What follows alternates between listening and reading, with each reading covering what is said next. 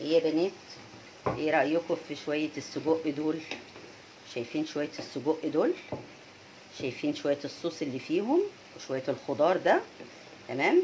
هنعمل شوية السجق دول بطريقة سهلة وبسيطة جدا. تمام، هتعجبكم قوي ومش هتاخد معاكم وقت. ماشي، هتخلصوا الغدا بتاعكم في 10 دقايق. يلا هنبدأ ان احنا نعملها. هوريكم بقى الطريقة وهوريكم المكونات وهوريكم كل حاجة. يلا بقى مع بعض نشوف هنعمل ايه. السلام عليكم ورحمة الله وبركاته. اللهم صل وسلم وبارك على سيدنا محمد وعلى آله وصحبه وسلم. النهارده حبايب قلبي هنعمل سجق، هنعمل صينية سجق سهلة وبسيطة، مش هتاخد معانا اي وقت. احنا قلنا طبعا عايزين في الحر ده نعمل اكلات تكون سهلة ما تاخدش معانا وقت في المطبخ. تمام، وتسهل علينا. تمام، هنعمل النهارده صينية السجق. معانا السجق ده سجق بلدي من عند الجزار. تمام، ومعانا هنا طماطم زي ما انتم شايفين مقطعه رفيعه اهي. ماشي، ومعانا بصل حلقات اهو رفيع برضو.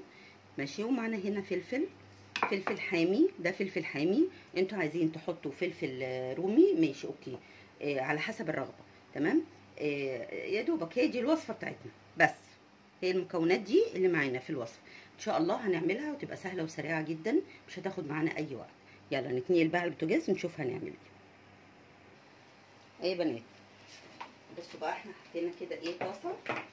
حطينا طاسه على البوتاجاز، هننزل فيها بقطعه سمنه. اي ماده دهنيه موجوده عندكم، اي ماده دهنيه متوفره حطوها.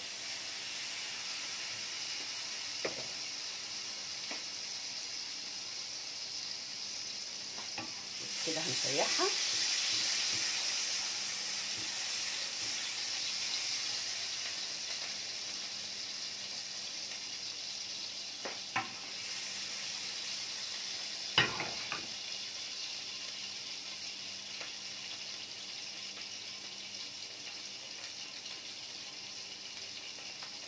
هننزل بقى بالسجق.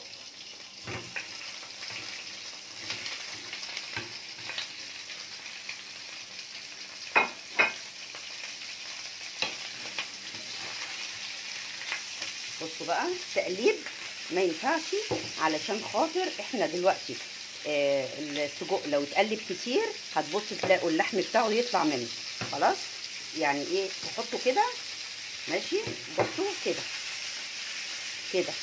ماشي اهو.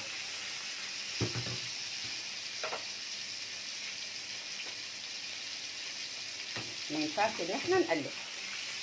هتبصوا تلاقوه بقى عامل زي اللحمه المفرومه اللي انتوا بتعصجوها بالظبط اهو. هو هيتشمع وهننزل بالخضار عليه وخلاص الموضوع خلص. ممنوع تقليب خالص.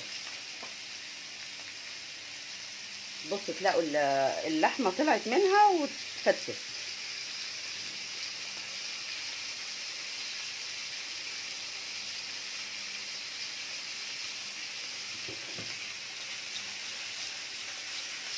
اهو كده، بس كده. هو ده التقليب بتاعنا.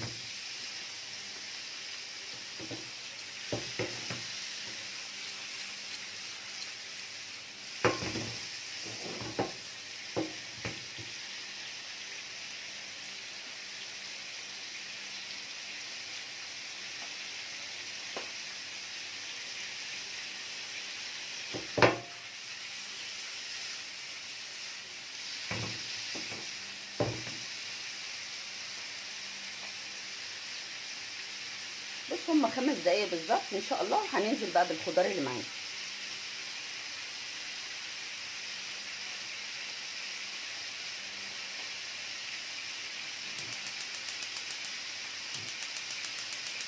طبعا بتعملوا جنبيه رز ابيض بيبقى جميل جدا. في مثلا تحبوا تعملوا مكرونه مسلوقه وتاخدوا من الخضار اللي هو الطماطم والبصل وكده وتحطوا على المكرونه المسلوقه وتاكلوا، هتبقى جميله قوي. اي حاجه سهله كده.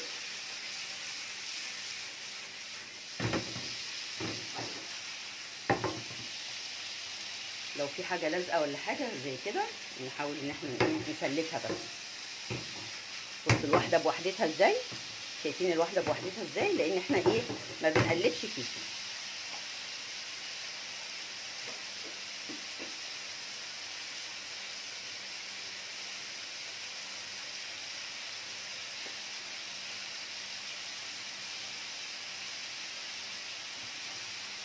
بصوا انا مش عايزه افصل الكاميرا علشان خاطر ايه تبقوا شايفين المرحله بتاعته بتبقى عامله ازاي اهو. طبعا حته السمنه اللي بتحطوها، اي الماده الدهنيه اللي بتتحط بتبقى مش كتير، لان السجق بينزل دهون كتير قوي. تمام يا بنات.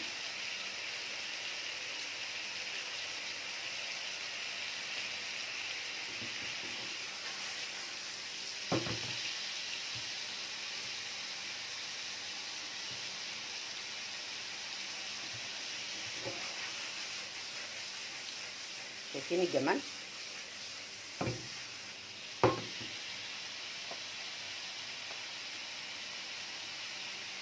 هي ما بتاخدش اكتر من 5-7 دقايق، وبعد كده بننزل بالخضار.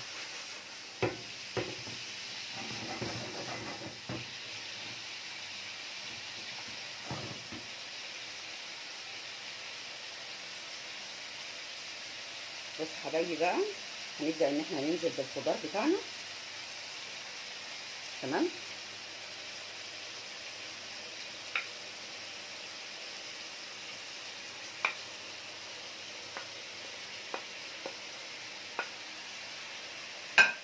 ايه رايكم؟ الموضوع خلص. شفتوا بقى؟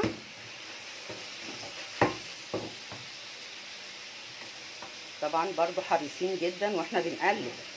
تمام، حريصين جدا واحنا بنقلب علشان خاطر السجق ما يتفتحش مننا. ماشي بنات.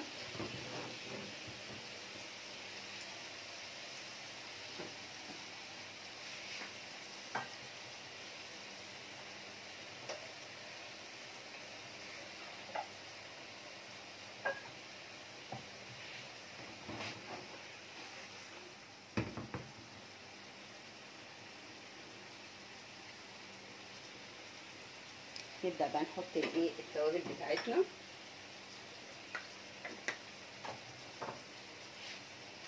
نحط الملح، وبرده مش كتير لان السجق بيبقى متبل. تمام يا بنات، مش عايزين نحط ملح كتير. ملح والفلفل الاسمر،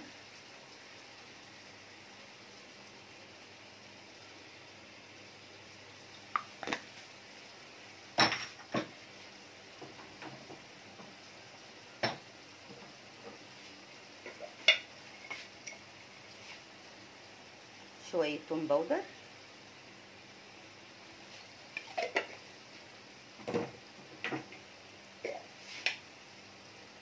وشويه بصل باودر برضو. خلاص كده، مش هنحط اي حاجه تاني لان زي ما احنا قلنا الايه السجق متبل. ماشي يا بنات. اهو بالراحه خالص من تحت لفوق كده، بالراحه عشان ندخل الخضار تحت. اهو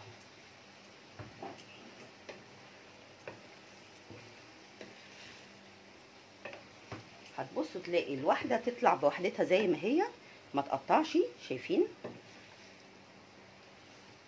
لكن لو قعدنا نقلب فيه شمال ويمين هتبصوا تلاقوها السجق يتفتح من بعضه. والله هيبقى عامل زي البتاع ده. انا كنت شفت حد كده كان عاملها، اللحمه بتاعه السجق طلعت من الهانكي بتاعها وبقت عامله زي اللحمه اللي احنا بنعصجها بالظبط. بصوا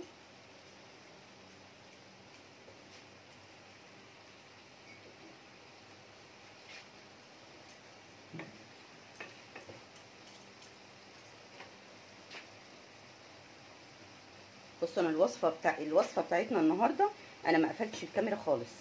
تمام، على اساس ان انتوا تشوفوا كل حاجه قدامكم وما خدتش وقت.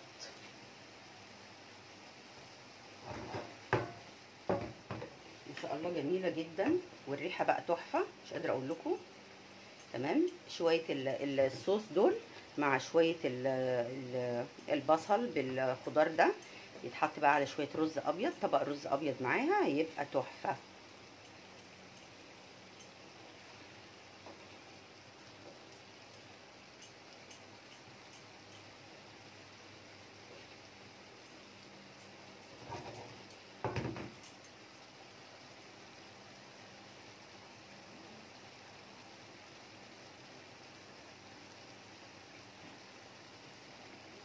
يلا مين بقى هيفكر يعملها؟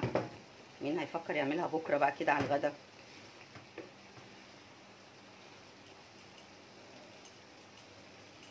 حاولوا يا بنات تسهلوا على نفسيكم، اللي معاها اطفال والجو حر والدنيا، الحمد لله ربنا يعافينا يا رب. يعني سهلوا على نفسكم اي حاجه سهله ما تاخدش 10 دقايق في المطبخ، مش لازم يعني ست البيت تقضي اليوم كله في المطبخ. اهو شايفين بقى الصوص ده اللي طلع ده؟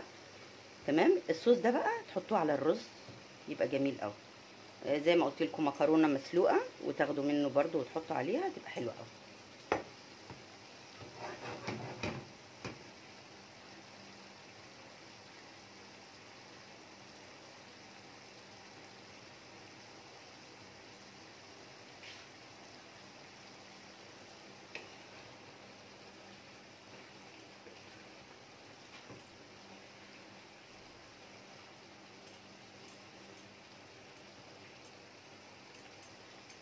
اهو يا حبايبي احنا كده مش عايزين نكتر اكتر من كده علشان انا بخاف ان هو يتفتح مني.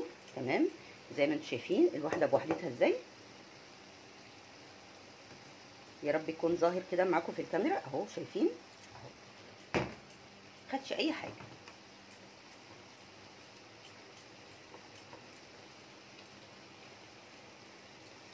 يلا اللي عجبه بقى الفيديو ووصل معايا لغايه هنا ما ينساش يشترك عندي في القناه ينورني ويعمل احلى لايك من ايديه. شكرا حبايب قلبي، السلام عليكم ورحمه الله وبركاته.